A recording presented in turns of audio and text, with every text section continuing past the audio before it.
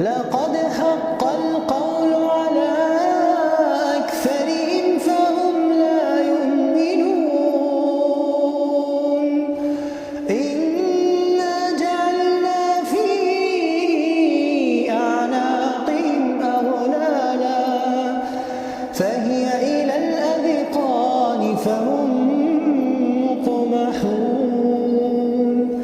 وجعلنا من بين أيديهم سدا ومن خلفهم سدا فأغشيناهم فهم لا يبصرون وسواء عليهم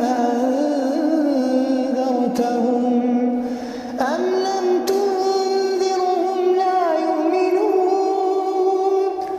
إنما تنذر من اتبع الذكر وخشي الرحمن بالغيب فبشروا بمغفرة وأجر كريم إنا نحن نحيي الموتى